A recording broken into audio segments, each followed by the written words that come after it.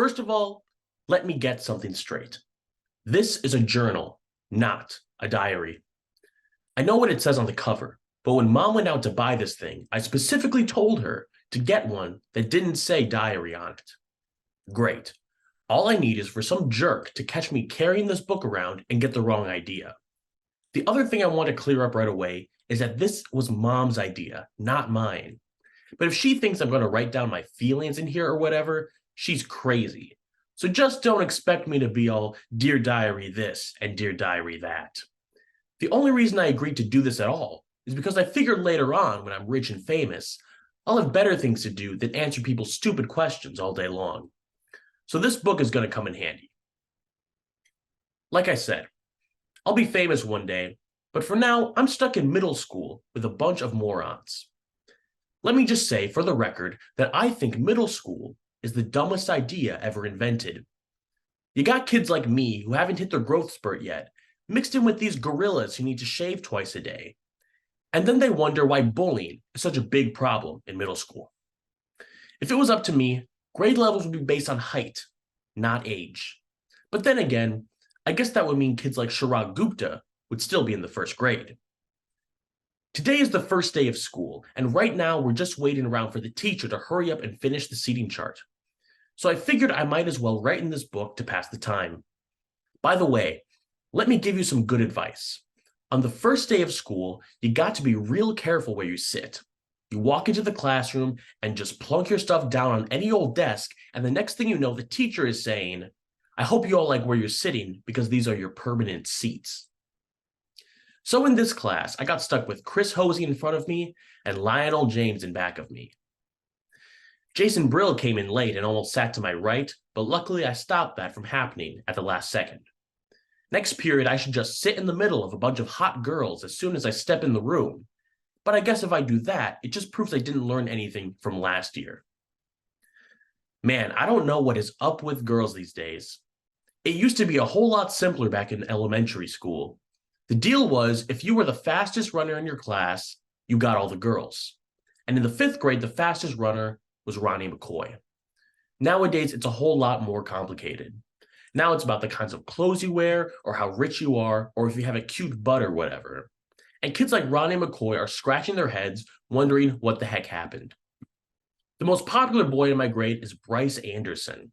The thing that really stings is that I've always been into girls, but kids like Bryce have only come around in the last couple of years. I remember how Bryce used to act back in elementary school.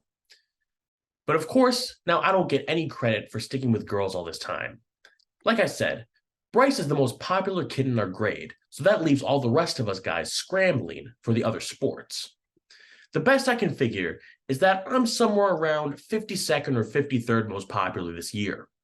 But the good news is that I'm about to move up one spot because Charlie Davies is above me and he's getting braces next week. I try to explain all this popularity stuff to my friend Rowley, who's probably hovering right around the 150 mark, by the way. But I think it just goes in one ear and out the other with him. Today we had phys ed, so the first thing I did when I got outside was sneak off to the basketball court to see if the cheese was still there. And sure enough, it was. That piece of cheese has been sitting on the blacktop since last spring. I guess it must have dropped out of someone's sandwich or something. After a couple of days, the cheese started to get all moldy and nasty.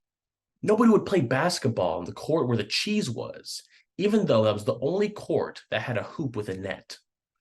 Then one day, this kid named Darren Walsh touched the cheese with his finger, and that's what started this thing called the cheese touch.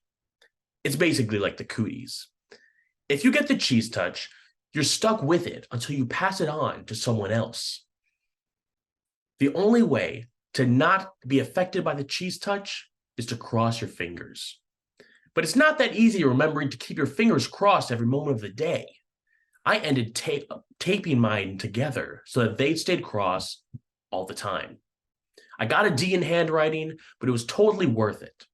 This one kid named Abe Hall got the cheese touch in April, and nobody would even come close to him for the rest of the year. This summer, Abe moved away to California and took the cheese touch with him. I just hope someone doesn't start the cheese touch up again, because I don't need that kind of stress in my life anymore. I'm having a seriously hard time getting used to the fact that summer is over and I have to get out of bed every morning to go to school. My summer did not exactly get off to a great start, thanks to my older brother, Roderick. A couple of days into summer vacation, Roderick woke me up in the middle of the night. He told me I slept through the whole summer, but that luckily I woke up just in time for the first day of school. You might think I was pretty dumb for falling for that one, but Roderick was dressed up in his school clothes, and he set my alarm clock ahead to make it look like it was the morning. Plus, he closed my curtains so I couldn't see that it was still dark out. After Roderick woke me up, I just got dressed and went downstairs to make myself some breakfast like I do every morning on a school day. But I guess I must have made a pretty big racket because the next thing I knew, Dad was downstairs yelling at me for eating Cheerios at 3 o'clock in the morning. It took me a minute to figure out what the heck was going on. After I did, I told Dad that Roderick had played a trick on me and that he was the one who should be getting yelled at.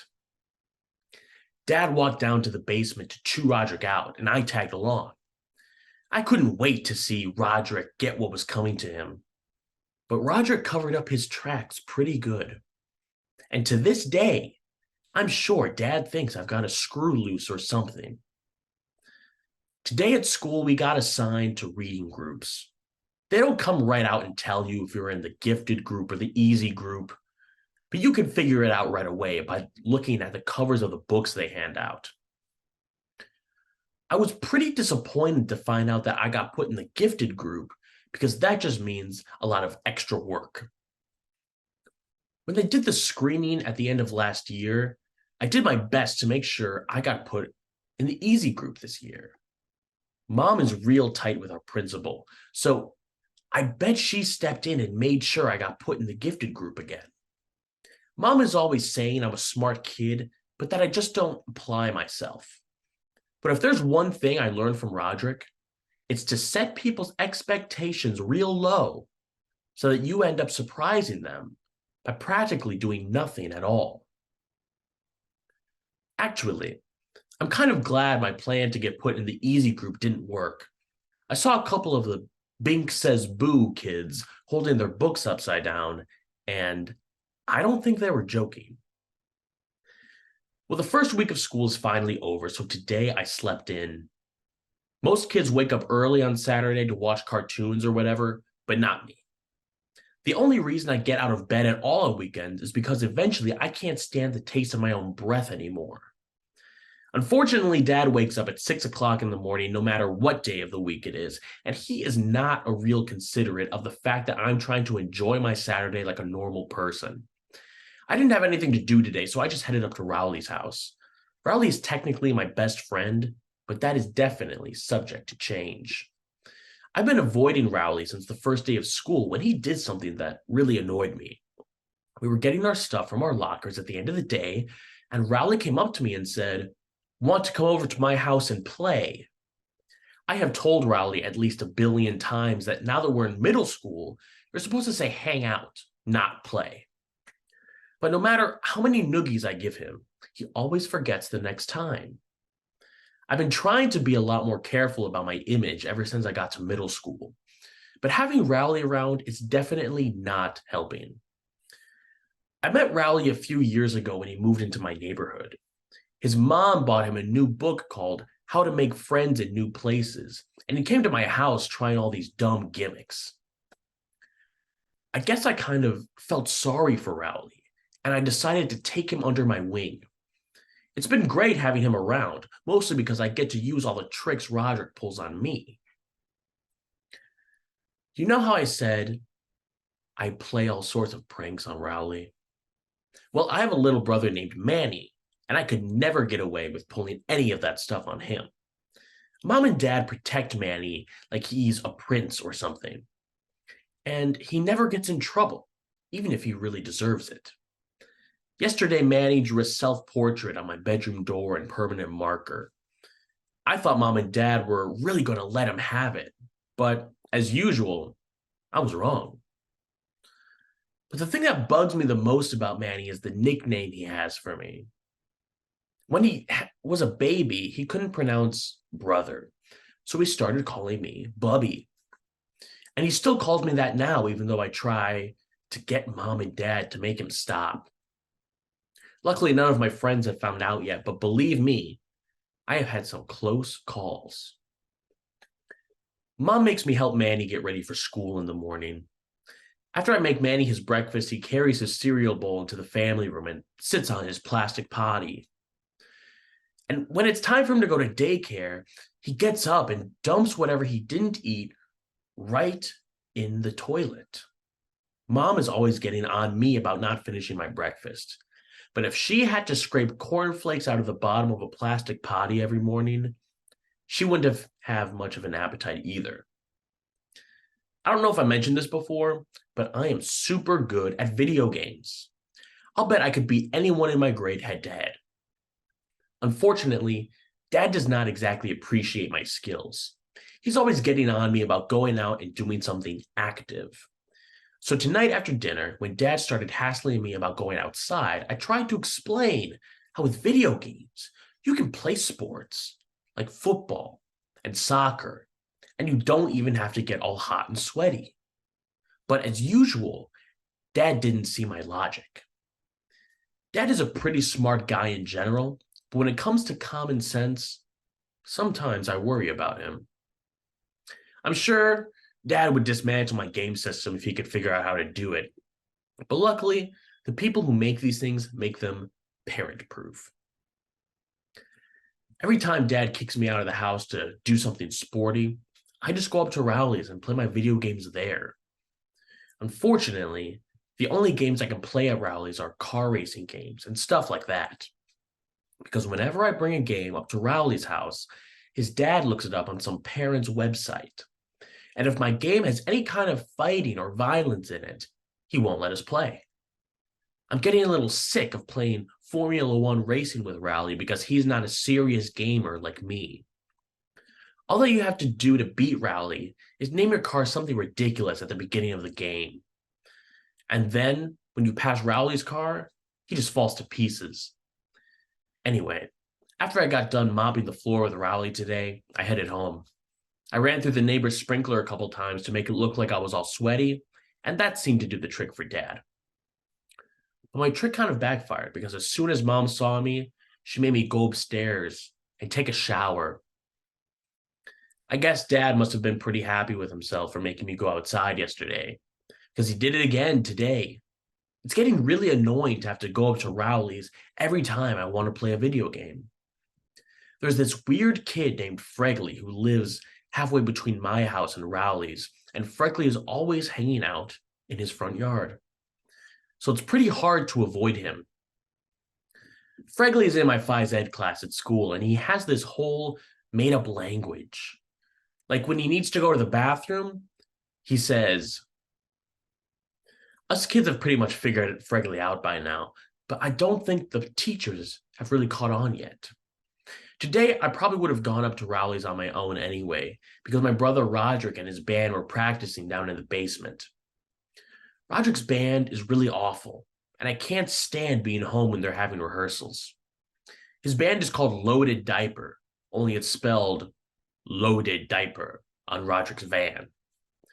You might think he spelled it that way to make it look cooler, but I bet if you told Roderick how Loaded Diaper is really spelled, it would be news to him. Dad was against the idea of Roderick starting a band, but Mom was all for it. She's the one who bought Roderick his first drum set. I think Mom has this idea that we're all going to learn to play instruments and then become one of those family bands like you see on TV. Dad really hates heavy metal, and that's the kind of music Roderick and his band play. I don't think Mom really cares what Roderick plays or listens to, because to her, all music is the same. In fact, earlier today, Roderick was listening to one of his CDs in the family room, and Mom came in and started dancing.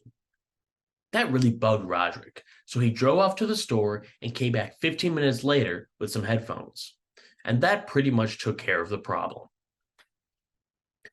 Yesterday, Roger got a new heavy metal CD and it had one of those parental warning stickers on it. I've never gotten to listen to one of those parental warning CDs because mom and dad never let me buy them at the mall. So I realized the only way I was going to get a chance to listen to Roderick's CD was if I snuck it out of the house. This morning after Roderick left, I called up Rowley and told him to bring his CD player to school. Then I went down to Roderick's room and took, "You're not allowed to bring personal music players to school, so we have to wait to use it until after lunch when the teachers let us outside." As soon as we got the chance, me and Rowley snuck around the back of the school and loaded up Roderick's CD. But Rowley forgot to put batteries in his CD player, so it was pretty much worthless. Then I came up with this great idea for a game. The object was to put the headphones on your head and then try to shake them off without using your hands. The winner was whoever could shake the headphones off in the shortest amount of time. I had the record with 7.5 seconds, but I think I might have shook some of my feelings loose with that one. Right in the middle of our game, Mrs. Craig came around the corner and caught us red-handed. She took the music player away from me and started chewing us out. But I think she had the wrong idea about what we were doing back there. She started telling us how rock and roll is evil and how it's going to ruin our brains. I was going to tell her that there weren't even any batteries in the CD player, but I could tell she didn't want to be interrupted. So I just waited until she was done, and then I said, "Yes, ma'am." But right when Mrs. Craig was about to let us go, Rowley started blubbering about how he doesn't want rock and roll to ruin his brains. Honestly, sometimes I just don't know about that boy. Well, now I've gone and done it. Last night, after everyone was in bed, I snuck downstairs to listen to Roderick's CD on the stereo in the family room. I put Roderick's new headphones on and cranked the volume up really high. Then I hit play. First, let me just say that I can definitely understand why they put that parental warning sticker on the CD. But I only got to hear about 30 seconds of the first song before I got interrupted. It turns out I didn't have the headphones plugged into the stereo. So the music was actually coming through the speakers, not the headphones.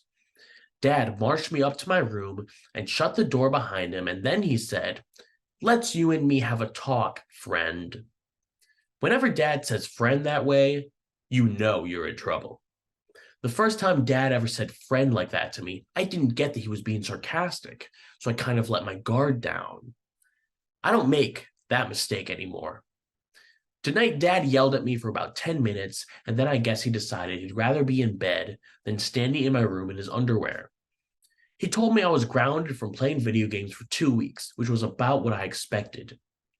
I guess I should be glad that's all he did. The good thing about Dad is that when he gets mad, he cools off real quick and then it's over. Usually, if you mess up in front of Dad, he just throws whatever he's got in his hands at you. Mom has a totally different style when it comes to punishment. If you mess up and Mom catches you, the first thing she does is to take a few days to figure out what your punishment should be. And while you're waiting, you do all these nice things to try to get off easier. But then after a few days, right when you forgot you're in trouble, that's when she lays it on you. This video game ban is a whole lot tougher than I thought it would be. But at least I'm not the only one in family who's in trouble. Roderick's in some hot water with Mom right now, too. Manny got a hold of one of Roderick's heavy metal magazines, and one of the pages had a picture of a woman in a bikini lying across the hood of a car. And then Manny brought it into daycare for show and tell. Anyway, I don't think Mom was too happy about getting that phone call. I saw the magazine myself, and it honestly wasn't anything to get worked up over. But Mom doesn't allow that kind of stuff in the house. Roderick's punishment was that he had to answer a bunch of questions Mom wrote out for him.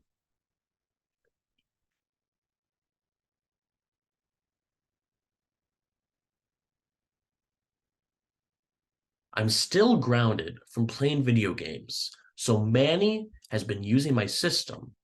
Mom went out and bought a whole bunch of educational video games, and watching Manny play them is like torture. The good news is that I finally figured out how to get some of my games past Rowley's dad.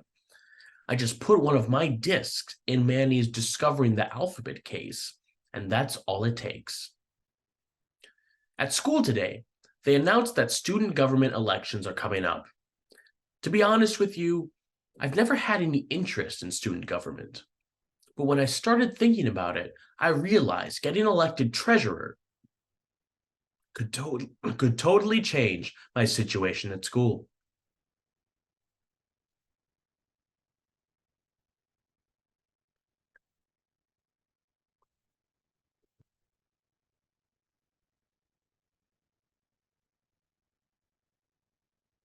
Nobody ever thinks about running for treasurer because all anyone ever cares about are the big ticket positions like president and vice president.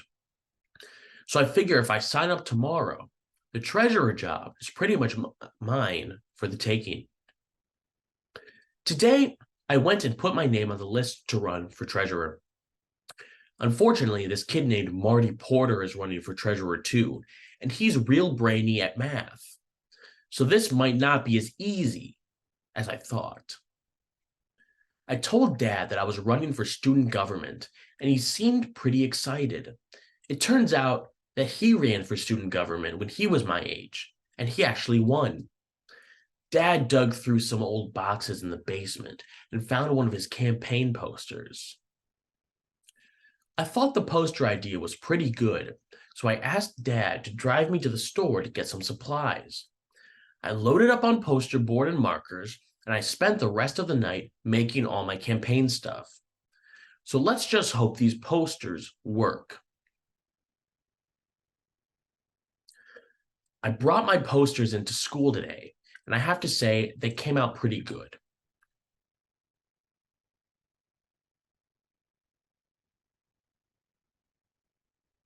I started hanging my posters up as soon as I got in, but they were only up for about 3 minutes before Vice Principal Roy spotted them.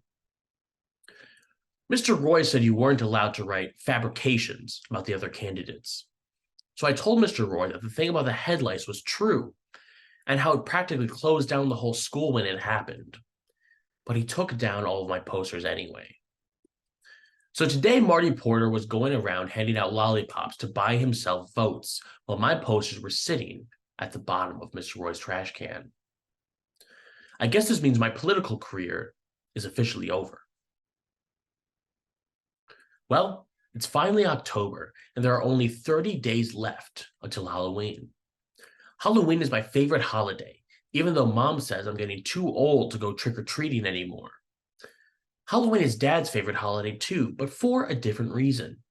On Halloween night, while all of the other parents are handing out candy, Dad is hiding in the bushes with a big trash can full of water. And if any teenagers pass by our driveway, he drenches them. I'm not sure Dad really understands the concept of Halloween, but I'm not going to be the one. Tonight was the opening night of the Crossland High School haunted house, and I got Mom to agree to take me and Rowley. Rowley showed up at my house wearing his costume from last year. When I called him earlier, I told him just wear regular clothes, but of course he didn't listen. I tried not to let it bother me too much. I've never been allowed to go to the Crossland haunted house before, and it wasn't going to let Rowley ruin it for me. Roderick has told me all about it, and I've been looking forward to it for about 3 years. Anyway, when we got to the entrance, I started having second thoughts about going in. But Mom seemed like she was in a hurry to get this over with, and she moved us along. Once we were through the gate, it was one scare after another. There were vampires jumping out at you, and people without heads, and all sorts of crazy stuff. But the worst part was this area called Chainsaw Alley. There was this big guy in a hockey mask, and he had a real chainsaw. Roderick told me that the chainsaw had a rubber blade, but I wasn't taking any chances. Right when it looked like the chainsaw guy was going to catch us, Mom stepped in and bailed us out. Mom made the chainsaw guy show us where the exit was, and that was the end right there of our haunted house experience. I guess it was a little embarrassing when Mom did that, but I'm willing to let it go this one time. The Crossland haunted house really got me thinking. Those guys were charging $5 a pop, and the line stretched halfway around the school. I decided to make a haunted house of my own. Actually, I had to bring Rowley in on the deal because Mom wouldn't let me convert our first floor into a full-out haunted mansion. I knew Rowley's dad wouldn't be crazy about the idea either, so we decided to build the haunted house in his basement and just not mention it to his parents. Me and Rowley spent most of the day coming up with an awesome plan for our haunted house. Here was our final plan: Mall of Screams, Lake of Blood, Four Knife Alley, the Maze of 1,000 Skulls, Bottomless Pit, Rat Tunnel, Death Slide Exit. I don't mean to brag or anything, but what we came up with was way better than the Crossland High School haunted house. We realized that we were going to need to get the word out that we were doing this thing, so we got us some paper and made up a bunch of flyers. I'll admit maybe we stretched the truth a little in our advertisement, but we had to make sure people actually sold up. By the time we finished putting the flyers up around the neighborhood and got back to Rowley's basement, it was already 2:30, and we hadn't even started putting the actual haunted house together yet. So we had to cut some corners from our original plan. When 3 o'clock rolled around, we looked outside to see if anyone had showed up. And sure enough, there were about 20 neighborhood kids waiting in line outside Rowley's basement. Now, I know our flyer said admission was 50 cents, but I could see that we get a chance to make a killing here. So I told the kids that admission was $2, and the 50-cent thing was just a typo. The first kid to cough up his $2 was Shane Snella. He paid his money and we let him inside, and me and Rowley took our positions in the Hall of Screams. The Hall of Screams was basically a bed, with me and Rowley on either side of it. I guess maybe we made the Hall of Screams a little too scary, because halfway through, Shane curled up in a ball underneath the bed. We tried to get him to crawl out from under there, but he wouldn't budge. I started thinking about all the money we were losing with this kid clogging up the Hall of Screams, and I knew we had to get him out of there quick. Eventually, Rowley's dad came upstairs. At first, I was happy to see him because I thought he could help us drag Shane out under the bed and get our haunted house cranking again. But Rowley's dad wasn't really in a helpful mood. Rowley's dad wanted to know what we were doing and why Shane Snell was curled up under the bed. We told him that the basement was a haunted house and that Shane Snell actually paid for us to do this to him. But Rowley's dad didn't believe us. I admit that if you look around, it didn't really look like a haunted house. All we had time to put together was the Hall of Screams and the Lake of Blood, which was just Rowley's old baby pool with half a bottle of ketchup in it. I tried to show Rowley's dad our original plan to prove that we were really running a legitimate operation, but he still didn't seem convinced. About to make a long story short, that was the end of our haunted house. The good news is, since Rowley's dad didn't believe us, he didn't make us refund Shane's money. So at least we cleared $2 today. Rowley ended up getting grounded for that whole haunted house mess yesterday. He's not allowed to watch TV for a week, and he's not allowed to have me over at his house during that time. That last part really isn't fair because that's punishing me, and I didn't even do anything wrong. And now, where am I supposed to play my video games? Anyway, I felt kind of bad for Rowley, so tonight I tried to make it up to him. I turned on one of Rowley's favorite TV shows, and I did a play-by-play over the phone so he could kind of experience it that way. I did my best to keep up with what was going on the screen, but to be honest with you, I'm not sure if Rowley was getting the full effect. Well, Rowley's grounding is finally over, and just in time for Halloween, too. I went up to his house to check on his costume, and I have to admit I'm a little jealous. Rowley's mom got him this night costume that's way cooler than his costume from last year. His night outfit came with a helmet and a shield and a real sword and everything. I've never had a store-bought costume before. I still haven't figured out what I'm going to go as tomorrow night, so I'll probably just throw something together at the last minute. I figure maybe I'll bring back the toilet paper mummy again. But I think it's supposed to rain tomorrow night, so that might not be the smartest choice. In the past few years, the grown-ups in my neighborhood have been getting cranky about my lame costumes, and I'm starting to think it's actually having an effect on the amount of candy I'm bringing in. But I don't really have time to put together a good costume because I'm in charge of planning the best route for me and Rowley to take tomorrow night. This year, I've come up with a plan that'll get us at least twice the candy we scored last year. About an hour before we were supposed to start trick-or-treating, I still didn't have a costume. At that point, I was seriously thinking about going as a cowboy for the second year in a row. But then Mom knocked on my door and handed me a pirate costume with an eye patch and a hook and everything. Rowley showed up around 6:30 wearing his night costume, but it didn't look anything like it looked yesterday. Rowley's mom made all these safety improvements to it, and you couldn't even tell what he was supposed to be anymore. She cut out a big hole in the front of the helmet so he could see better, and covered him up in all this reflective tape.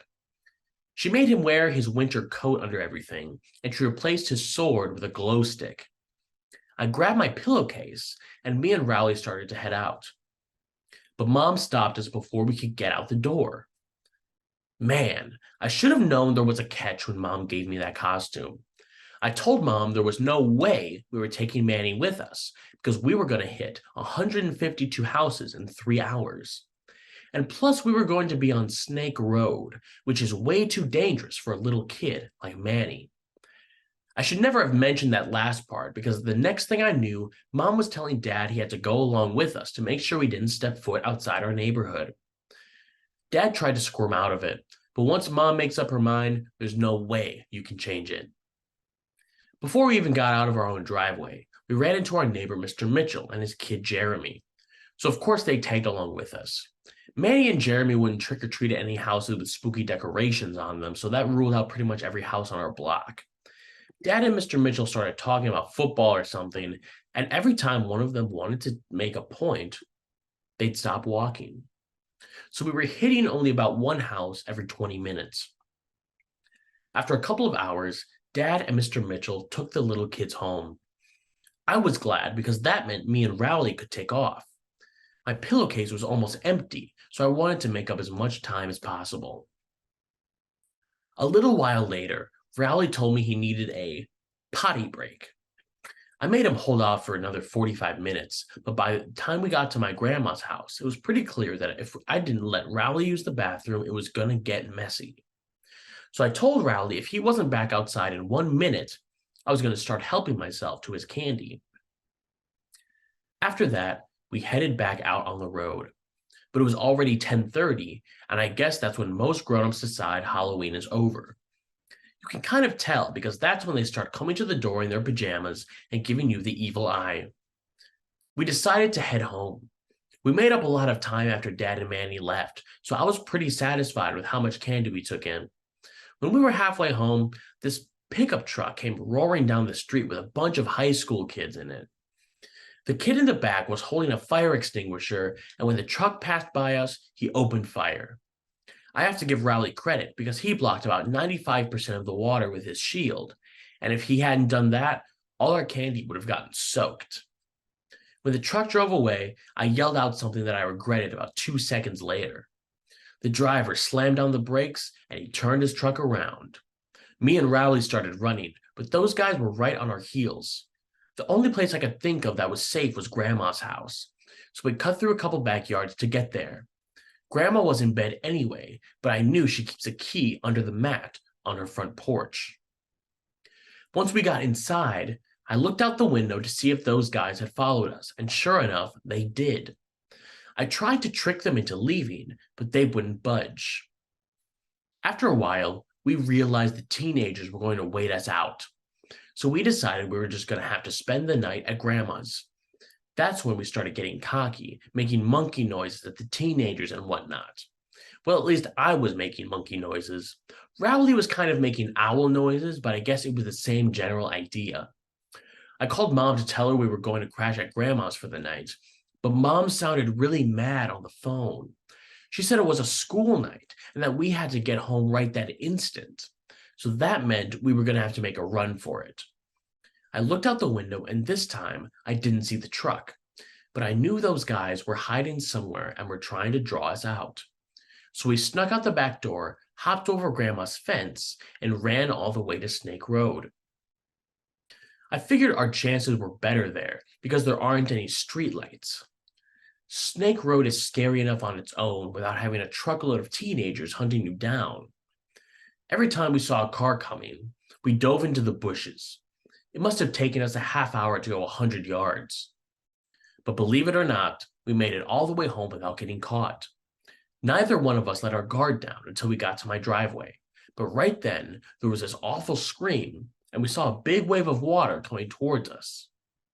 Man, I forgot all about Dad, and we totally paid the price for it. When me and Rowley got inside, we laid out all our candy on the kitchen table. The only things we could salvage were a couple of mints that were wrapped in cellophane and the toothbrushes Dr. Garrison gave us. I think next Halloween, I'll just stay home and mooch some Butterfingers off the bowl Mom keeps on top of the refrigerator. On the bus ride into school today, we passed by Grandma's house.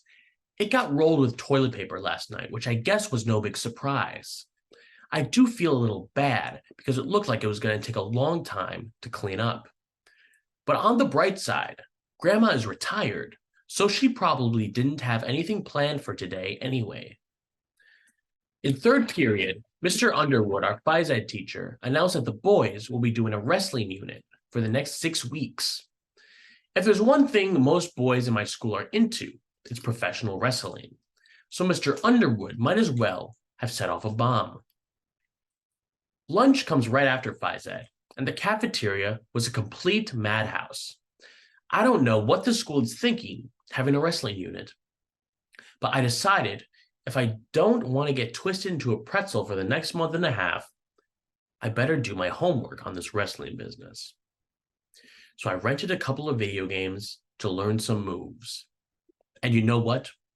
After a while, I was really starting to get the hang of it. In fact, the other kids in my class had better look out because if I keep this up, I could be a real threat. Then again, I better make sure I don't do too good. This kid named Preston Mudd got named Athlete of the Month for being the best player in the basketball unit, so they put his picture up in the hallway. It took people about 5 seconds to realize how P. Mudd sounded when you said it out loud, and after that, it was all over for Preston. Well, I found out today that the kind of wrestling Mr. Underwood is teaching is completely different from the kind they do on TV. First of all, we have to wear these things called singlets, which look like those bathing suits they used to wear in the 1800s. And second of all, there are no pile drivers or hitting people over the heads with chairs or anything like that. There's not even a ring with ropes around it.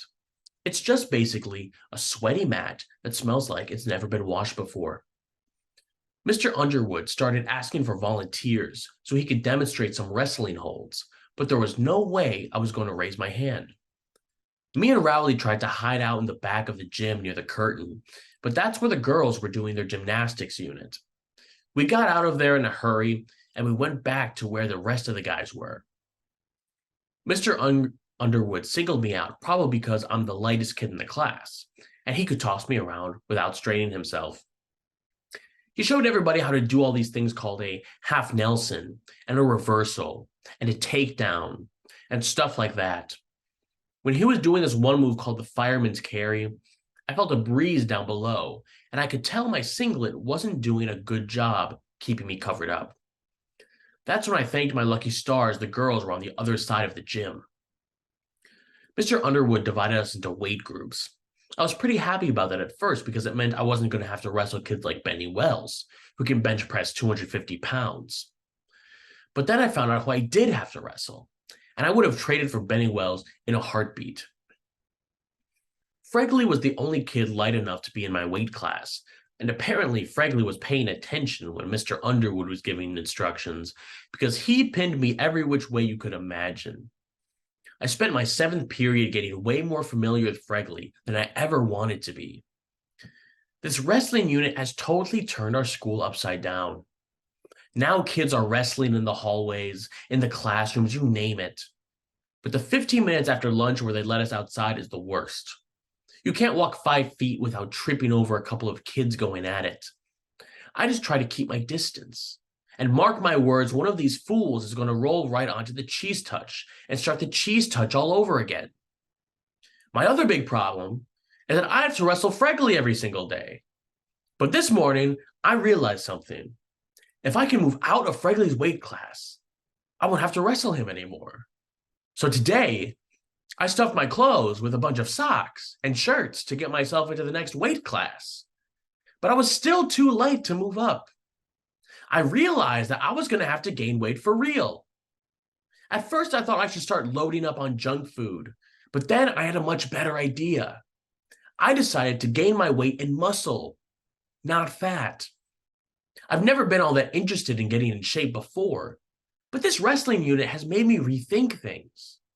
I figure if I bulk up now, it can actually come in handy down the road. The football unit is coming in spring, and they split the teams up into shirts and skins. And I always get put on skins.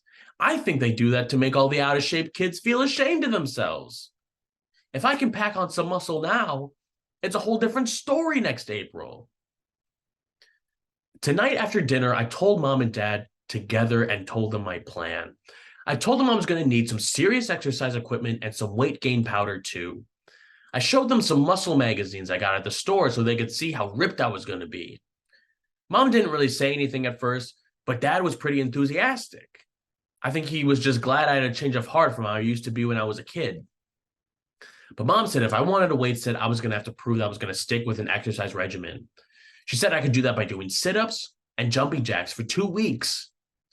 I had to explain that this is the only way to get totally bulked up, is to get the kind of high-tech machines they have had at the gym.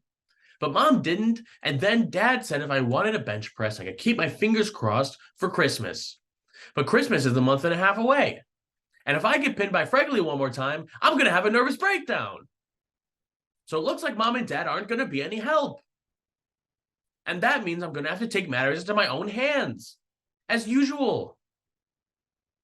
I couldn't wait to start my weight training program today. Even though Mom wouldn't let me get the equipment I needed, I wasn't going to let that hold me back. So I went into the fridge and emptied out the milk and orange juice and filled the jugs with sand. Then I taped them to a broomstick and I had myself a pretty decent barbell, ironing boards, and some boxes. Once I had that all set, I was ready to do some serious lifting. I needed a spotting partner, so I called Rowley. And when he showed up at my door, wearing some ridiculous getup, I knew I made a mistake inviting him. I made Rowley use the bench press first, mostly because I wanted to see if the broomstick was going to hold up. He did about 5 reps and he was ready to quit, but I wouldn't let him. That's what a good training partner is for, to push you beyond your limits. I knew Rowley wasn't going to be as serious about lifting weight as I was, so I decided to try out an experiment to test his dedication. In the middle of Rowley's set, I went and got this phony nose and mustache. Roderick has, and right when Rowley had the barbell, sure enough, Rowley totally lost his concentration. He couldn't even get the barbell off his chest. I thought about helping him out, but then I realized that if Rowley didn't get serious about working out, he was never going to get to my level. I eventually had to rescue him because he started biting the milk jug to let the sand leak out. After Rowley got off the bench press, it was time for my set. But Rowley said he didn't feel like working out anymore, and he went home. I figured he pulled something like that. But I guess you can't expect everyone to have the same kind of dedication as you.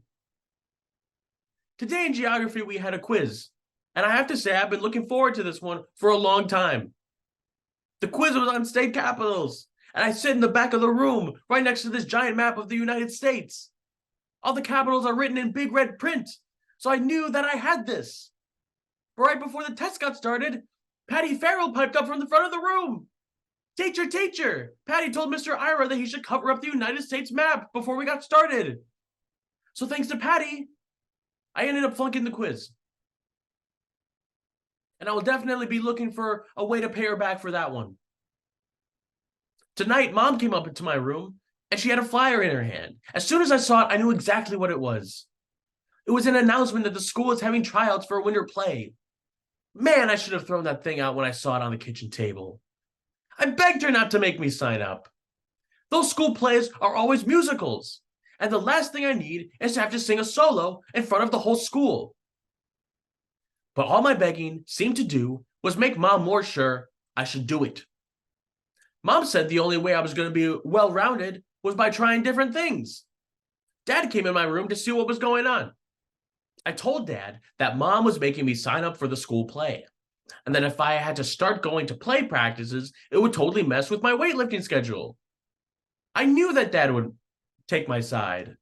Dad and Mom argued for a few minutes, but Dad was no match for Mom. So that means tomorrow I got to audition for the school play. The play they're doing this year is The Wizard of Oz. A lot of kids came wearing costumes for the part they were trying out for.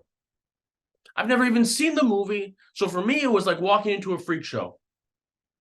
Mrs. Norton, the music director, made everyone sing My Country 'Tis of Thee so she could hear our singing voices.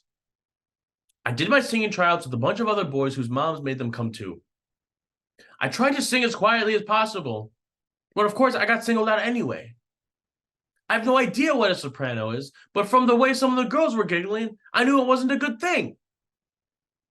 Tryouts went on forever. The grand finale came with auditions for Dorothy, who I guess is the lead character in the play. And who should try out first but Patty Farrell? I thought about trying out for the part of the witch, because I heard that in the play the witch does all sorts of mean things to Dorothy. But then somebody told me there's a good witch and a bad witch, and with my luck, I'd end up getting picked to be the good one.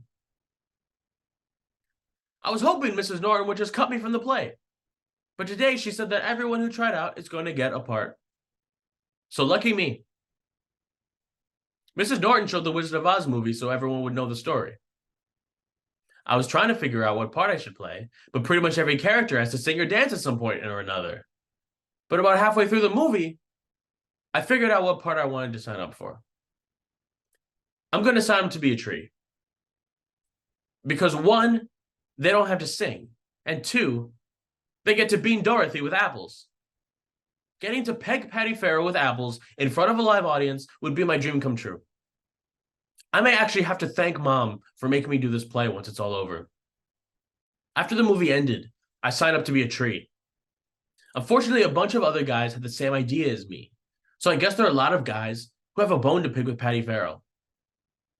Well, like Mom always says, be careful what you wish for. I got picked to be a tree, but I don't know if that's such a good thing. The tree costumes don't actually have armholes, so I guess that rules out any apple throwing. I should probably feel lucky I got a speaking part at all. They had too many kids trying out and not enough roles, so they had to start. Rodney James tried out to be the Tin Man, but he got stuck being the Shrub. Remember how I said I was lucky to get a speaking part? Well, today I found out I only have one line in the whole play. I say it when Dorothy picks an apple off my branch.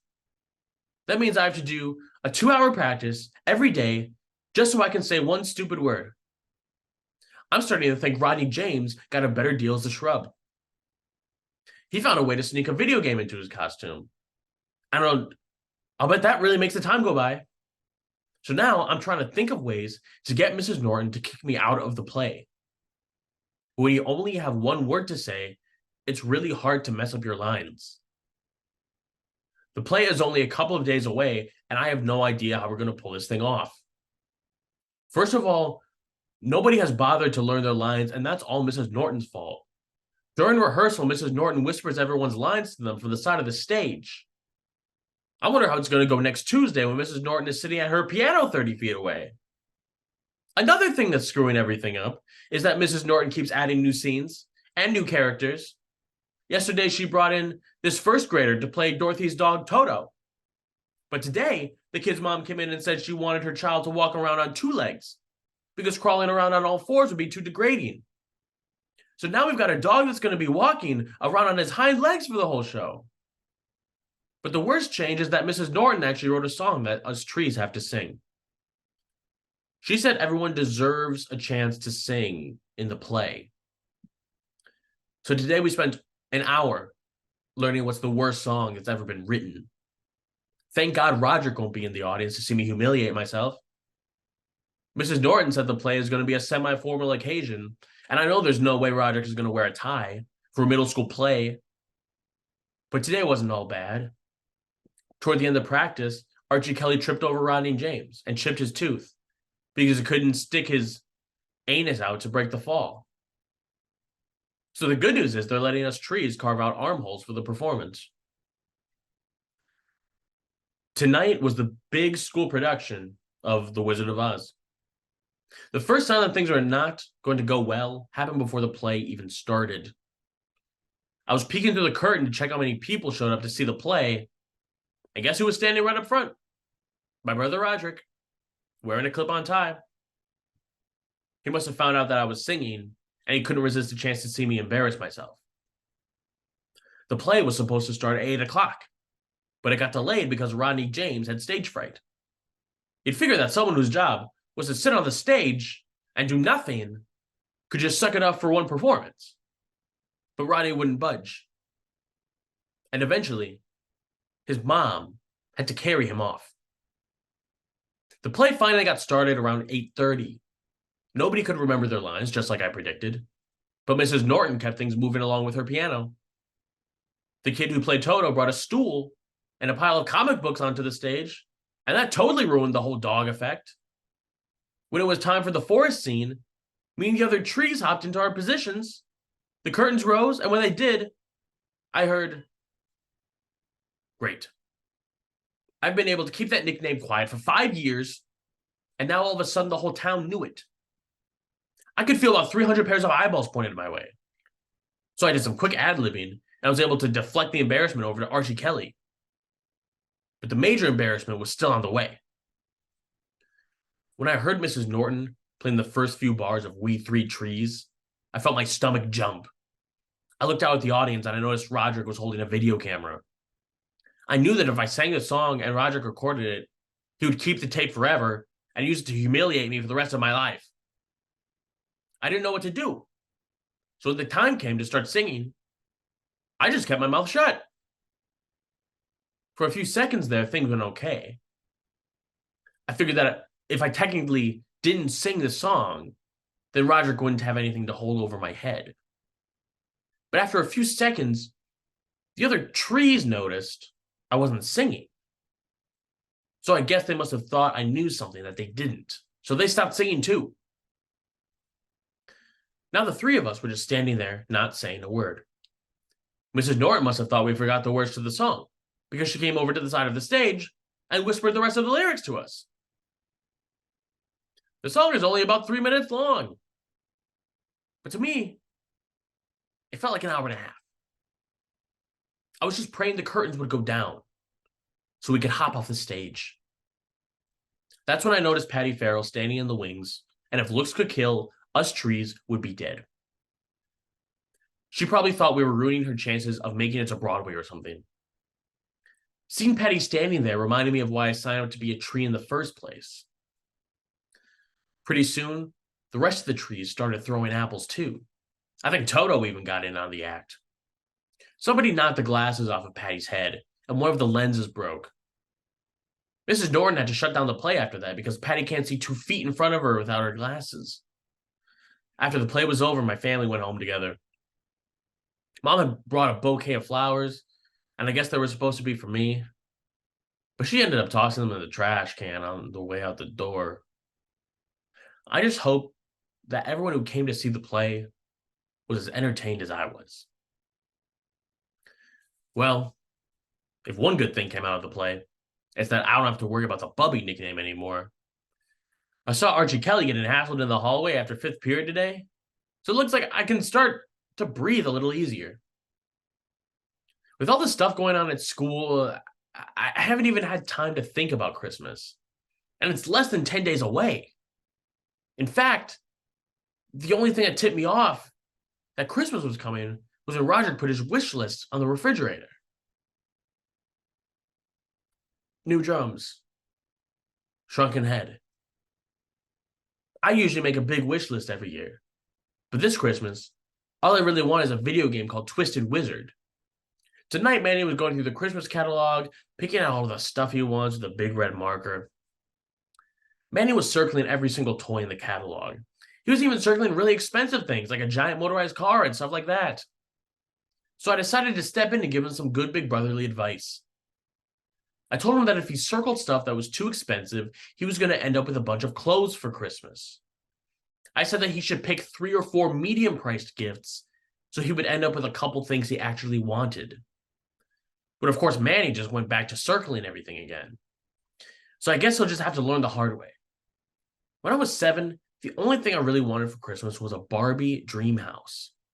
And not because I like girls' toys, like Roderick said. I just thought it would be a really awesome fort for my toy soldiers. When Mom and Dad saw my wish list that year, they got in a big fight about it. Dad said there was no way he was getting me a dollhouse, but Mom said it was healthy for me to experiment with whatever kind of toys I wanted to play with. Believe it or not, Dad actually won that argument. Dad told me to start my wish list over and pick some toys that were more appropriate for boys. But I have a secret weapon when it comes to Christmas. My Uncle Charlie always gets me what I want. I told him I wanted the Barbie dream house, and he said he'd hook me up. On Christmas, when Uncle Charlie gave me my gift, it was not what I asked for. He must have walked into the toy store and picked up the first thing he saw that had the word Barbie on it. So if you ever see a picture of me where I'm holding a beach fun Barbie, now at least you'll know the whole story. Dad wasn't real happy when he saw what Uncle Charlie got me, and he told me to either throw it out or give it away to charity. But I kept it anyway. And okay, I admit, maybe I took it out and played with it once or twice. That's how I ended up in the emergency room 2 weeks later with a pink Barbie shoe stuck up my nose. And believe me, Roderick has never let me hear the end of that. Tonight, me and Mom went out to get a gift for the giving tree at church. The giving tree is basically a secret Santa kind of thing, where you get a gift for someone who's needy. Mom picked out a red wool sweater for our giving tree guide. I tried to talk Mom into getting something a lot cooler, like a TV or a slushie machine or something like that. Because imagine if all you got on Christmas was a wool sweater. I'm sure our giving tree guy will throw the sweater in the trash, along with the 10 cans of yams we sent his way during the Thanksgiving food drive. When I woke up this morning and went downstairs, there were about 1 million gifts under the Christmas tree. But when I started digging around, there were hardly any gifts with my name on them. But Manny made out like a bandit. He got every single thing he circled in the catalog, no lie. So I'll bet he's glad he didn't listen to me. I did find a couple things with my name on them, but they were mostly books and socks and stuff like that. I opened my gifts in the corner behind the couch because I don't like opening gifts near Dad. Whenever someone opens a gift, Dad swoops right in and cleans up after them. I gave Manny a toy helicopter, and I gave Roderick a book about rock bands.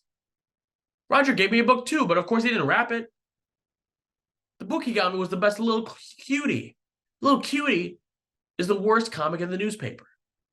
And Roderick knows how much I hate it. I think this is the 4th year in a row I've gotten a Little Cutie book from him. I gave Mom and Dad their gifts. I get them the same kind of thing every year, but parents eat that stuff up. The rest of the relatives started showing up at around 11, and Uncle Charlie came at noon. Uncle Charlie brought a big trash bag full of gifts, and he pulled my present out of the top of the bag.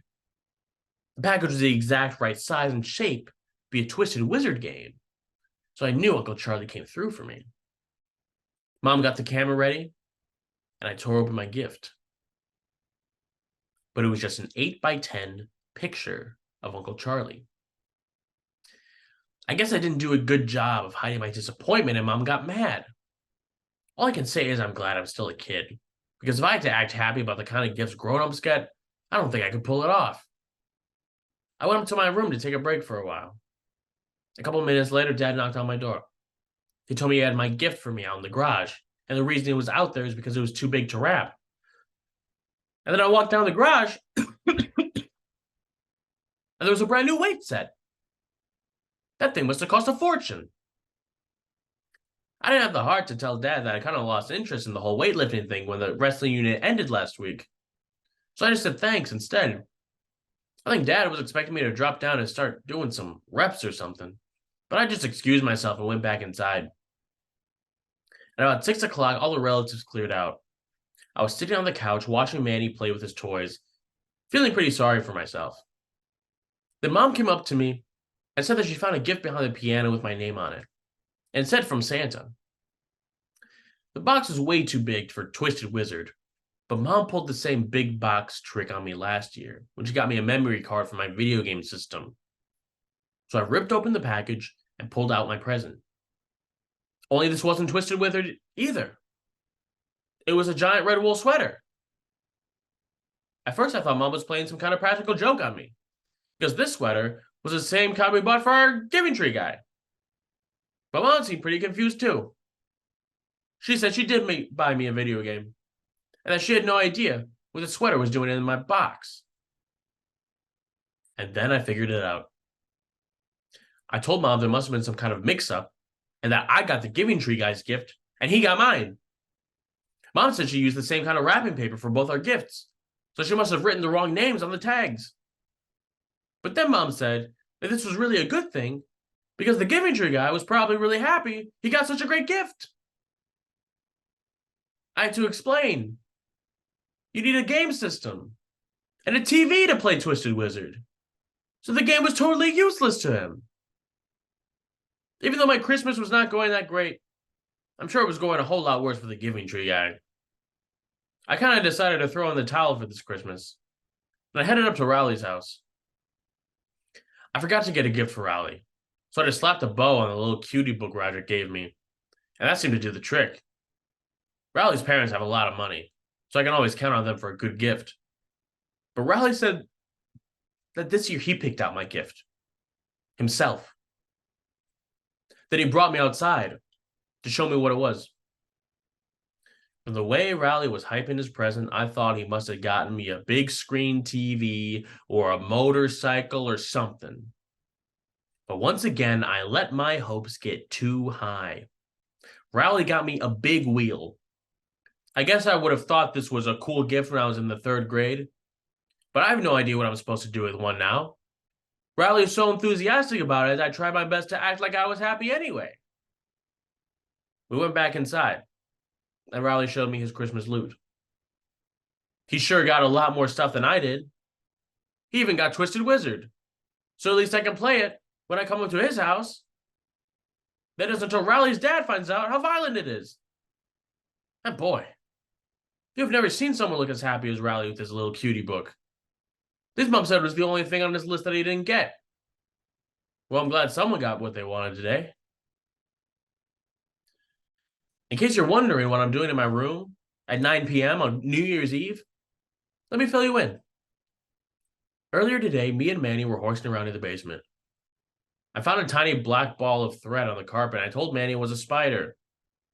Then I held it over and pretended like I was going to make him eat it. Right when I was about to let Manny go, he slapped my hand and made me drop the thread. And guess what? That fool swallowed it.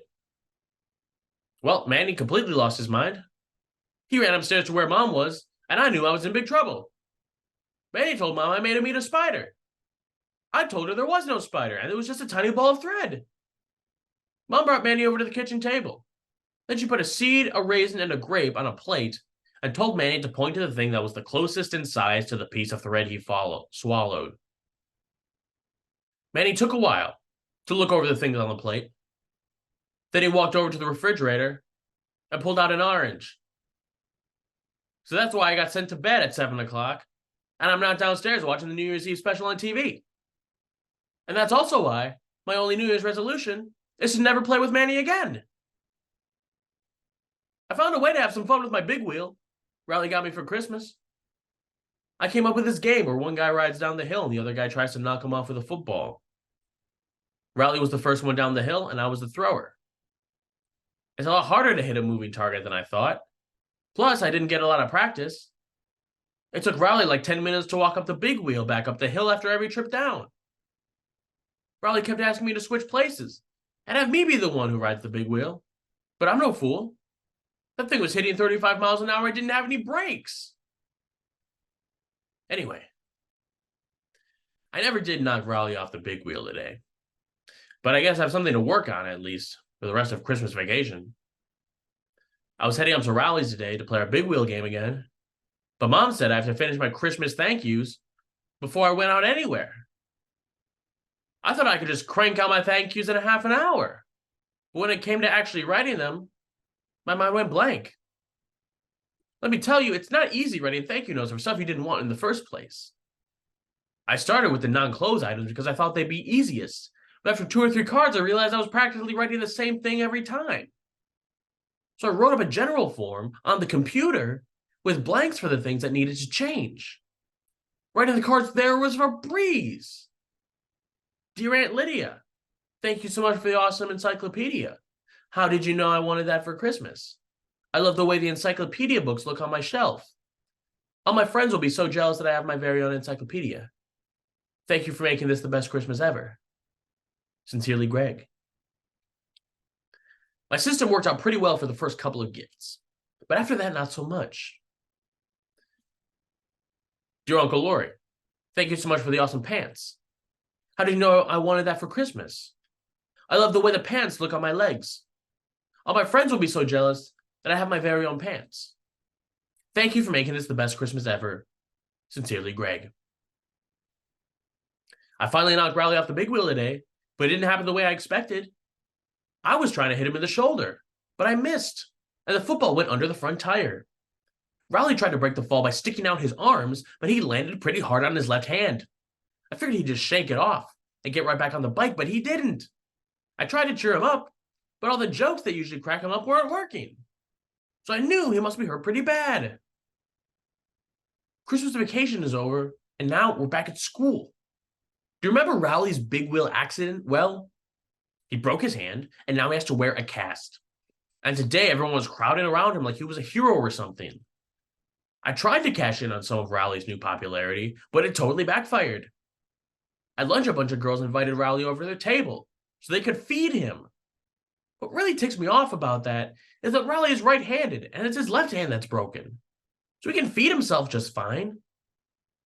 I realized Rowley's injury is a pretty good racket. So I decided it was time for me to have an injury of my own. I took some gauze from home, and I wrapped up my hand to make it look like it was hurt. I couldn't figure out why the girls weren't swarming me like they swarmed Rowley. But then I realized what the problem was.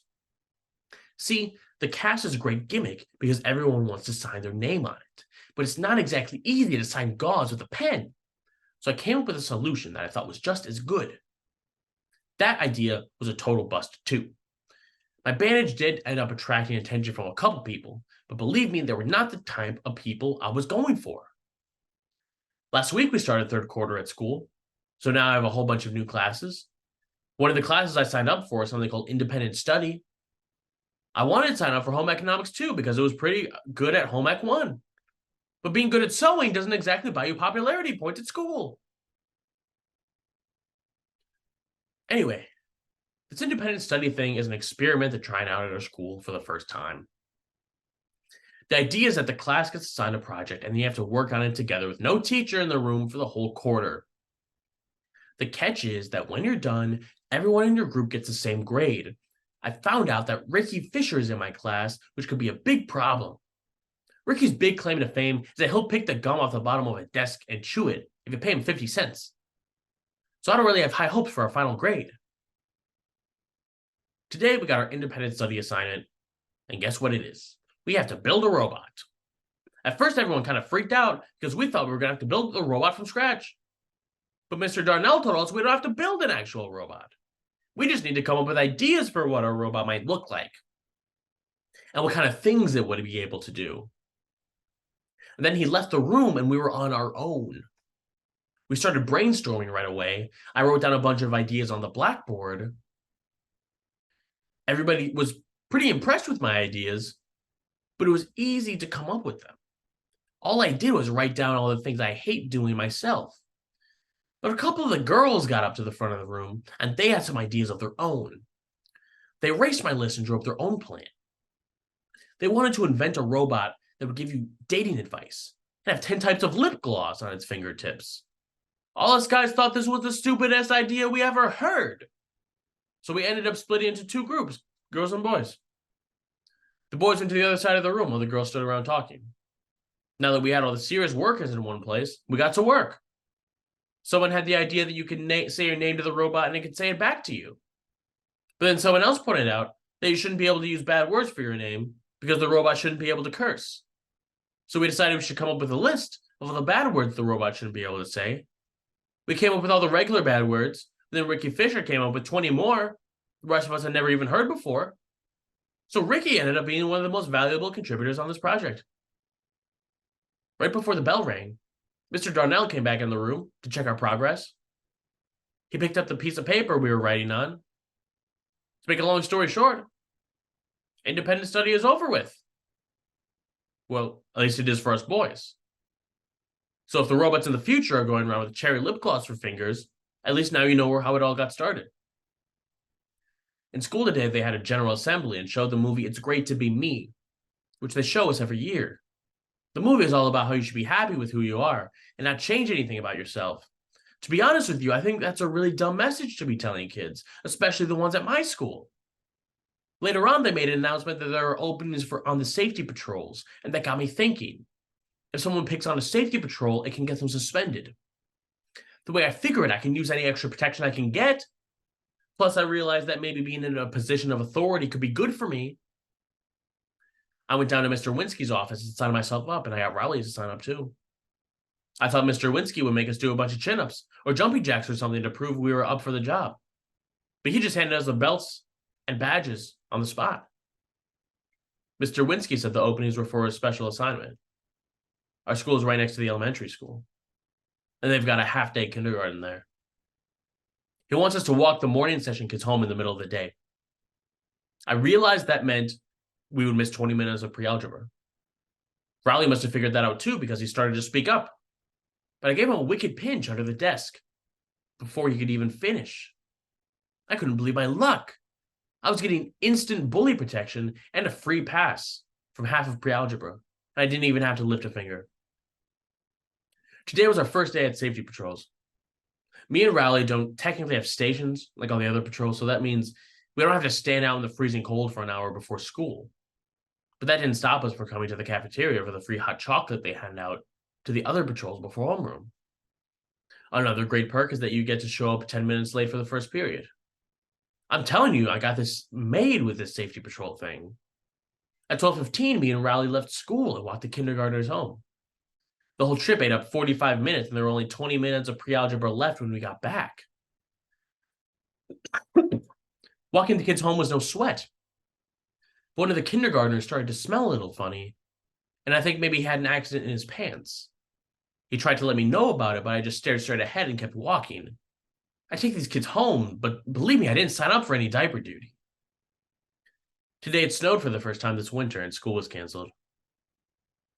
We were supposed to have a test in pre-algebra, and I've kind of slacked off ever since I became a safety patrol. So I was psyched. I called Rowley and told him to come over. Me and him have been talking about building the world's biggest snowman for the past couple of years now. And when I say the world's biggest snowman, I'm not kidding.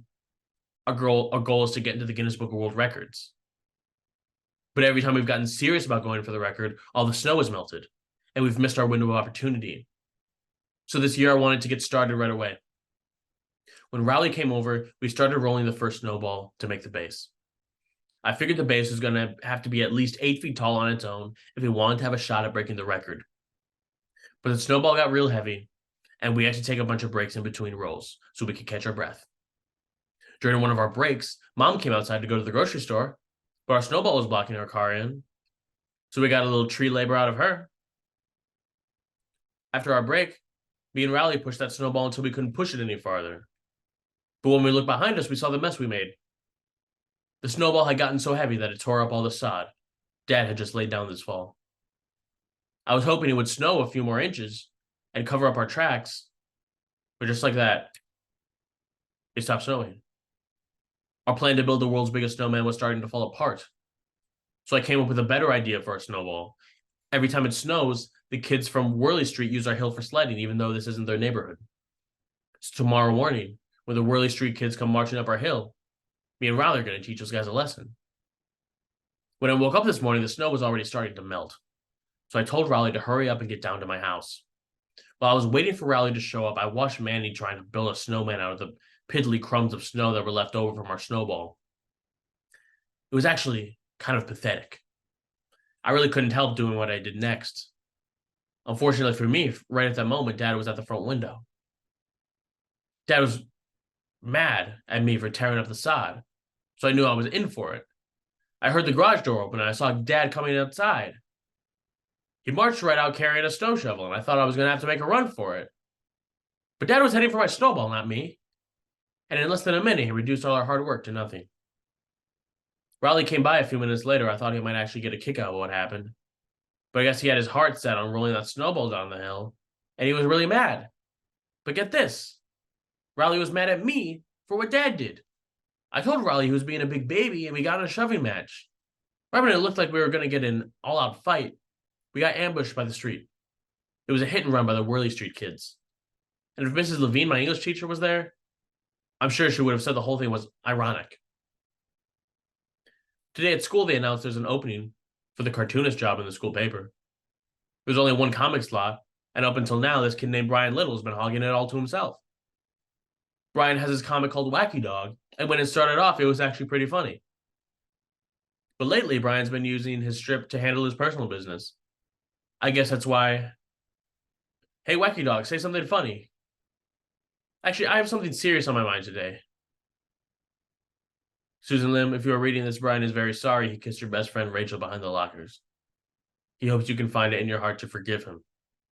P.S. Barry Palmer, you still owe Brian $5, you bum. As soon as I heard the news, I knew I had to try out.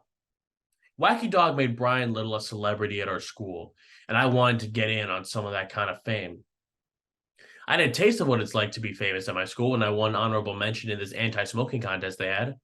All I did was trace a picture from one of Roderick's heavy metal magazines, but luckily no one ever found out.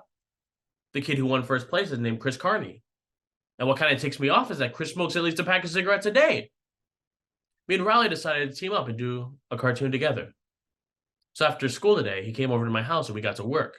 We banged out a couple characters real quick, but that turned out to be the easy part. We tried to think of some jokes. We kind of hit a wall. I finally came up with a good solution. I made up a cartoon where the punchline of every strip is Zooey Mama. That way we wouldn't get bogged down with having to actually write jokes, and we could concentrate on the pictures. For the first couple strips, I did the writing and drew the characters, and Riley drew the boxes around the pictures. Riley started complaining that he didn't have enough to do, so I let him write a few of the strips. But to be honest with you, there was a pretty obvious drop in quality once Riley started doing the writing. Eventually, I got kind of sick of doing it with Zooey Mama, the whole idea, and I pretty much let Riley take over the whole operation. And believe it or not, Riley's drawing skills are worse than his writing skills. I told Riley maybe we should come up with some new ideas, but he just wanted to keep writing Zooey Mamas. Then he packed up his comics and went home, which was fine by me. I don't really want to be partnered up with a kid who doesn't draw noses anyway. After Riley left yesterday, I really got to work with some comics. I came up with this character called Creighton the Cretin, and I got on a roll. I must have banged out 20 strips. I didn't even break a sweat. I wonder what was in this cute little box. It's not a box, it's a brick. You dumb moron. Oops, I've been trying to open it all day. Doctor, can I have a new butt? My old one has a crack in it. Creighton, I told you a million times, everyone's butt has a crack in it. Oh yeah, I forgot. The great thing about these Creighton the Cretin comics is that with all the idiots running around my school, I'll never run out of new material. When I got to school today, I took my comics to Mr. Ira's office. He's the teacher who runs the school newspaper. But when I went to turn my strips in, I saw there was a pile of comics from other kids who were trying out for the job. Most of them were pretty bad, so I wasn't too worried about the competition. Girls Rule by Tabitha Cutter and Issa Roos. Don't walk near our lunch table, Tyler Green. Yeah, you're not even cute. Ha ha ha ha. One of the comics was called Dumb Teachers. And it was written by this kid named Bill Tritt. Bill is always in detention, so I guess he has a bone to pick with just about every teacher in the school, including Mr. Ira. So I'm not too worried about the chances of Bill's comic getting in either. Mr. Ira, you pooped. There are actually one or two decent comics in the bin, but I slipped them under a pile of paperwork on Mr. Ira's desk. Hopefully those ones won't turn up until I'm in high school. Today, during morning announcements, I got the news I was hoping for.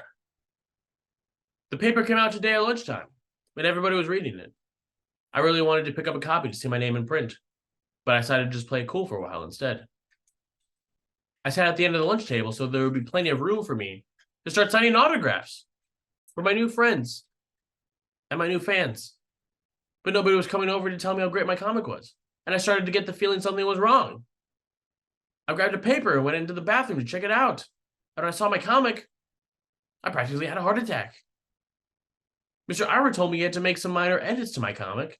I thought he just meant he fixed spelling mistakes and stuff like that, but he totally butchered it. The comic he ruined was one of my favorite ones too. In the original, Creighton the Cretin's taking a math test, and he accidentally eats it, and the teacher yells at him for being such a moron. But by the time Mr. Ira is done with it, you practically couldn't recognize it as the same strip. Creighton the Curious Student. So I'm pretty sure I won't be signing any autographs. Me and Riley were enjoying our hot chocolate in the cafeteria at the rest of the patrols today, and there was an announcement on the loudspeaker. Riley went down to Mr. Winsky's office, and when Riley came back 15 minutes later, he looked pretty shaken up. Apparently, Mr. Winsky got a call from a parent who said they witnessed Riley terrorizing the kindergartners when he was supposed to be walking them home from school. And Mr. Winsky was really mad about it. Riley said Mr. Winsky yelled at him for about 10 minutes and said his actions disrespected. I think I just might know what this is all about. Last week, Riley had to take a quiz during fourth period, so I walked the kindergartners home on my own. It had rained that morning, and there were a lot of worms on the sidewalk. So I decided to have some fun with the kids. But some neighborhood lady saw what I was doing. She yelled at me from her front porch. It was Mrs. Irvine, who's friends with Riley's mom. She must have thought I was Riley because I was borrowing his coat. And I wasn't about to correct her either. I forgot about the whole incident until today. Anyway, Mr. Winsky told Riley he's going to have to apologize to the kindergartners tomorrow morning, and that he's suspended from patrols for a week. I know I should probably just tell Mr. Winsky it was me who chased the kids with the worms, but I wasn't ready to set the record straight just yet. I knew if I confessed, I'd lose my hot chocolate privileges. And that right there was enough to make me keep quiet for the time being. At dinner tonight, Mom could tell something was bothering me, so she came up to my room afterward to talk. I told her I was in a tough situation and I didn't know what to do. I got to give Mom credit for how she handled it. She didn't try to pry and get all the details. All she said was that I should try to do the right thing, because it's our choices that make us who we are. I figure that's pretty decent advice. But I'm still not 100% sure what I'm going to do tomorrow. Well, I was up all night tossing and turning over this rally situation, but I finally made up my mind. I decided the right thing to do was to just let Riley take one for the team this time around. On the way home from school, I came clean with Riley. I told him the whole truth about what happened and how it was me who chased the kids with the worms. Then I told him there were lessons we could both learn from this. I told him I learned to be more careful about what to do in front of Mrs. Irvine's house, and that he learned a valuable lesson too, which is this: be careful about who you lend your coat to. To be honest with you, my message didn't seem to be getting through to Riley. We were supposed to hang out after school today, but he said he was just going to go home and take a nap. I couldn't really blame him, because if I didn't have my hot chocolate this morning, I wouldn't have much energy either. When I got home, Mom was waiting for me at the front door. Mom took me out to get some ice cream as a special treat. And what this whole episode has taught me is that every once in a while, it's not such a bad idea to listen to your mother. There was another announcement on the loudspeaker today. And to be honest with you, I kind of figured this one was coming. I knew it was just a matter of time before I got busted for what happened last week. When I got to Mr. Winsky's office, he was really mad. Mr. Winsky told me that an anonymous source had informed him that I was the real culprit in the worst worm-chasing incident. Then he told me I was relieved from my safety patrol duties effective immediately. Well, it doesn't take a detective to figure out that the anonymous source was Rowley. I can't believe Riley went and backstabbed me like that. While I was sitting there getting chewed out by Mr. Winsky, I was thinking, I need to remember to give my friend a lecture about loyalty. Later on today, Riley got reinstated as a patrol. And get this, he actually got a promotion. Mr. Winsky said Riley had exhibited dignity under false suspicion. I thought about really letting Riley have it for ratting me out like that, but then I realized something. In June, all the officers in the safety patrols go on a trip to Six Flags, and they get to take along one friend. I need to make sure Riley knows I'm his guy. Like I said before, the worst part of getting kicked off safety patrols is you lose your hot chocolate privileges. Every morning, I go to the back door of the cafeteria so Riley could hook me up. But either my friend has gone deaf or he's too busy kissing the other officers' butts to notice me. In fact, now that I think of it, Riley has totally been giving me the cold shoulder lately. And that's really lame because if I recall correctly, he's the one who sold me out. Even though Riley's been a total jerk lately, I tried to break the ice with him today anyway. But even that seemed to work. Ever since the worm incident, Riley's been hanging out with Colin Lee every day after school. What really stinks is that Colin is supposed to be my backup friend. Those guys are acting totally ridiculous. Today, Riley and Colin were wearing these matching t-shirts. I maybe just want to about to vomit. After dinner tonight, I saw Riley and Colin walking up the hill together, chumming it up. Colin had his overnight bag, so I knew they were going to do a sleepover at Riley's. And I thought, well, two can play at that game. The best way to get back at Riley was to get a new best friend of my own. But unfortunately, the only person who came to mind at that moment was Fregley. I went up to Fregley with my overnight bag so Riley could see I had other friend options too. When I got there, Fregley was sitting in the front yard stabbing a kite with a stick. That's when I started to think maybe this wasn't the best idea after all. But Riley was in his front yard, and he was watching me. So I knew there was no turning back. I invited myself into Fregley's house. His mom said she was excited to see Fregley with a playmate, which is a term I was not too enthusiastic about. Me and Fregley went upstairs to his room. Fregley tried to get me to play Twister with him, so I made sure I stayed 10 feet away from him at all times. I decided that I should just pull the plug on this stupid idea and go home. But every time I looked out the window, Riley and Colin were still in Riley's front yard. I didn't want to leave until those guys went back inside. But things started to get out of hand with Fregley pretty quickly. When I was looking out my window, Fregley broke into my backpack and ate a whole bag of jelly beans I had in there.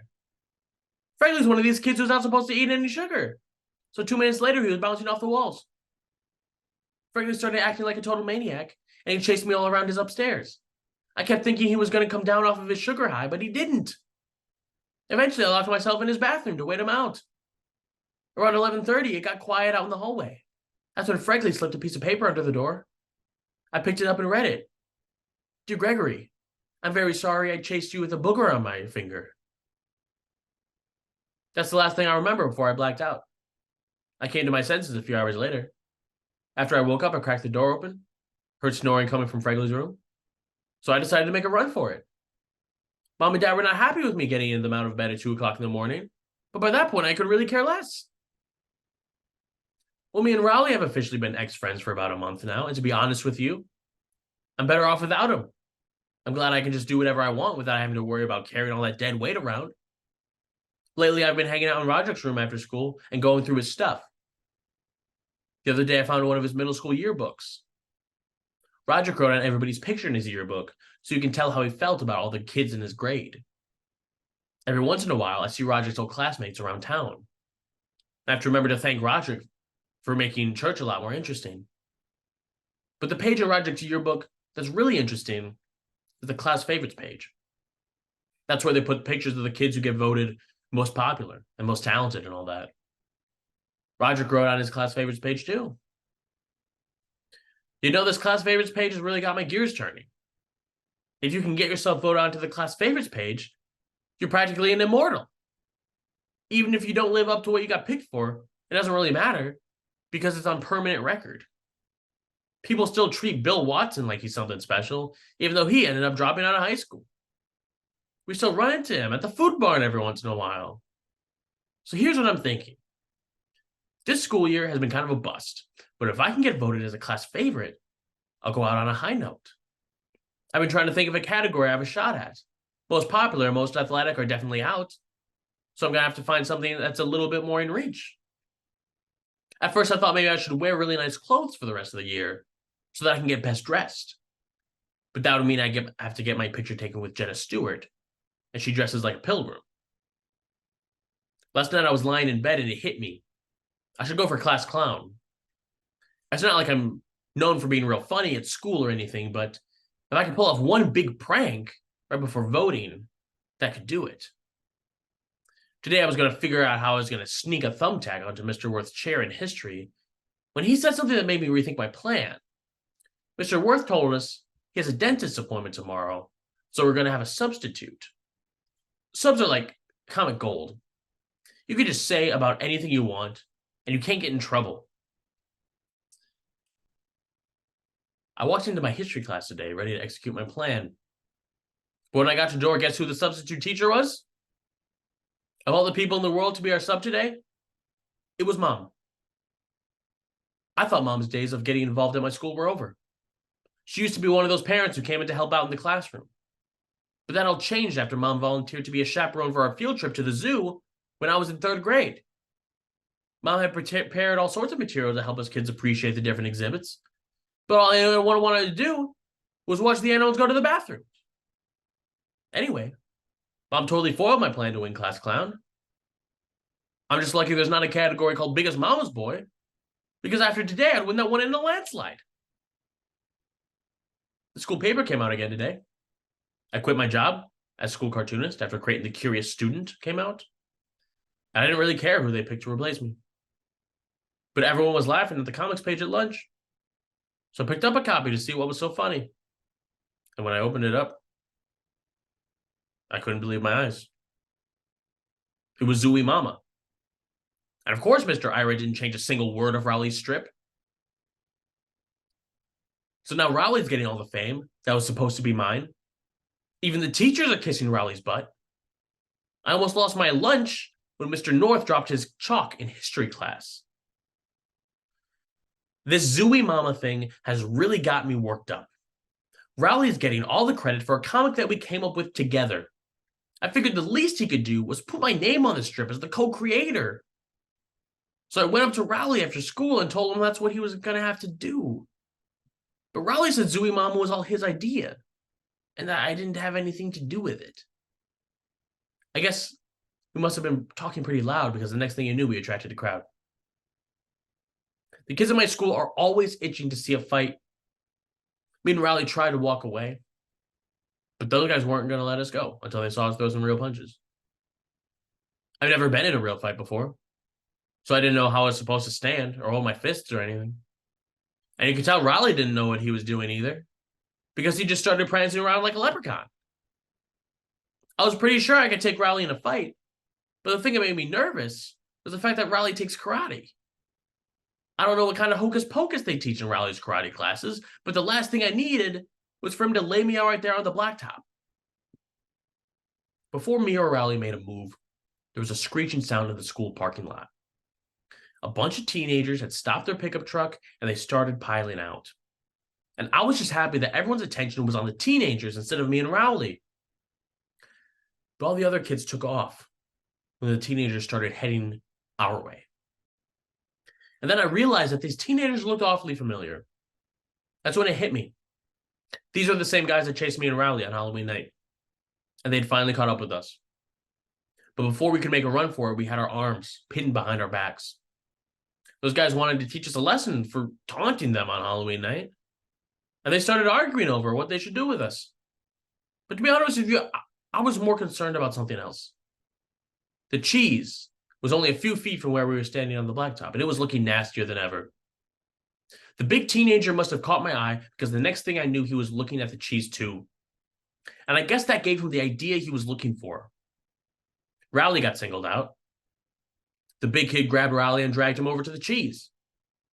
No, I don't want to say what happened exactly next. Because if Rowley ever tries to run for president and someone finds out what these guys made him do, he won't have a chance. So I'll put it to you this way. They made Rowley blank the cheese.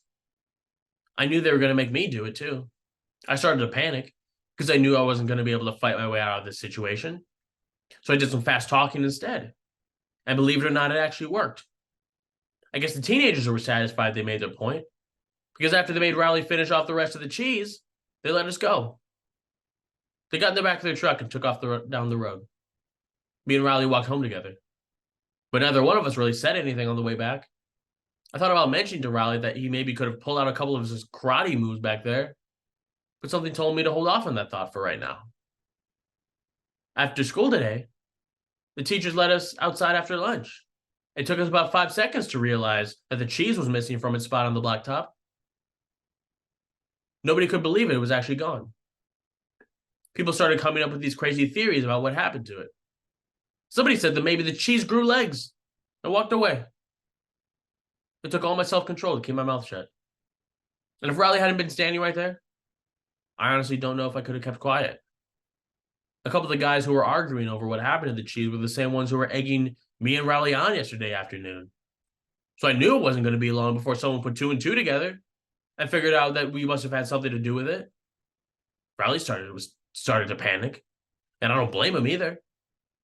If the truth ever came out about how the cheese disappeared, Riley would be finished.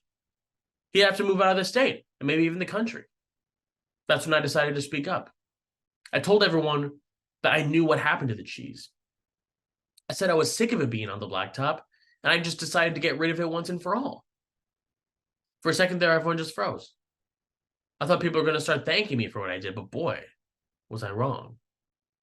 I really wish I'd worded my story a little differently, because if I threw away the cheese, guess what that meant? That meant I had the cheese touch. Well, if Riley appreciated what I did for him last week, he hasn't said it. But we've started hanging out again after school, so I guess that means me and him are back to normal.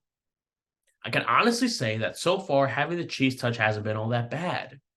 It got me out of doing the square dance unit in phys ed because nobody would partner up with me. I've had the whole lunch table to myself every day. Today was the last day of school, and they handed out yearbooks after 8th period. I flipped to the class favorites page, and here's a picture that was waiting for me. Class clown, Riley Jefferson. All I can say is if anyone wants a free yearbook, they can dig one out of the trash can in the back of the cafeteria. You know, Riley can have class clown for all I care. But if he ever gets too big for his britches, I'll just remind him that he was the guy who ate the cheese. Thank you very much. Have a great rest of your night, folks.